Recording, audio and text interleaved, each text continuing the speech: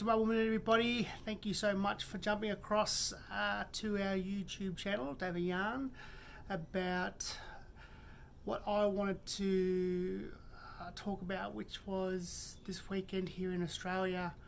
It is what our continent, our corporate governing body calls Australia Day for Indigenous Australians, and for some non-Indigenous Australians, they see it as Invasion Day.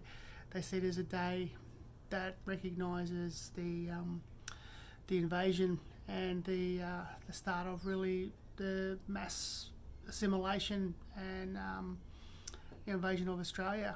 And imagine if when European conquerors, who actually had visions of conquering other lands, which they did clearly, actually listened or at least observed the First Peoples, the First Nations peoples that lived on those continents, that lived on those countries for thousands of years. I think one of the biggest mistakes that a lot of the invaders and the colonisers did was they tried to take farming or agricultural practices from their lands and take them to the lands that just weren't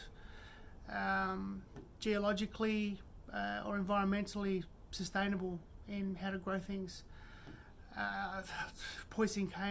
Case in point is this continent Australia, what some call Australia, is that there was already a very, very, very well established, rich agricultural industry happening here for thousands of years, and it yielded some of the highest producing and quality produce on the planet.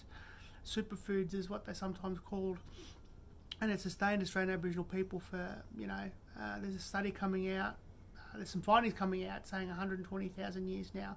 That's in southern Australia, so I'm looking forward to seeing that documentation, because it just validates the stuff that we talk about as First Nations people. So I guess to contextualise this up, how does that connect to Wayapa? Wayapa Water connect to country, connect to the earth is about that. If you want to be sustainable and if you want to have civilizations that are sustainable for thousands of years, you have to be connected to your environment. You have to be understanding and knowledgeable about that. So imagine if when, people actually listened, some of our current farming practices here on this land is just, it's laughable.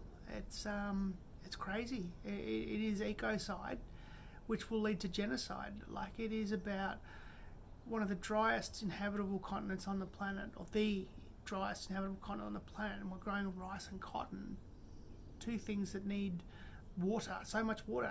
They're killing our rivers for the greed of a few. So, what I say to non-original peoples is that, live like my ancestors, live like your ancestors, thousands of years ago, and honour the environment that sustains us, by making choices that really only this country or this land can actually handle. Being resourceful, being mindful, those sort of practices, I think, is what we all need to do. But honour the knowledge holders. And when I say the knowledge holders, even though the last 240 odd years has stripped away a lot of, I guess, living knowledge in relation to how to connect to this environment, the cellular memory in the original custodians in ourselves remembers that connection. We remember our ancestral connection to this land, and that's why it hurts so deeply when we see the land hurting. That's why people get enraged, and it's not just Aboriginal people. I've got lots of non-Aboriginal friends that get upset and hurt by, the state of our country. This respect is shown from corporations and from government. So the two things that I talk about accountability is, vote for better governments. If there's no better government, then be a better government. Stand up, put your hand up to go into that process. But then the corporations, don't buy their products. They're destroying our environment. Don't buy them. don't see it as a sacrifice not to have them. See it as a choice. Empower yourself. Take the word sacrifice out and put in empower, because that's what it is. You know, don't see it as a deficit. See it as a long-term investment for the future, for our generations to come. So here on this continent, and I'm assuming on other colonised, invaded continents where they have a recognition of invasion, if you're going to celebrate it, at least honour the people who sacrificed their lands to be shared. Sometimes, a lot of it's, most of the time, nearly all the time, unfairly amongst everyone. So that is my somber little video for today.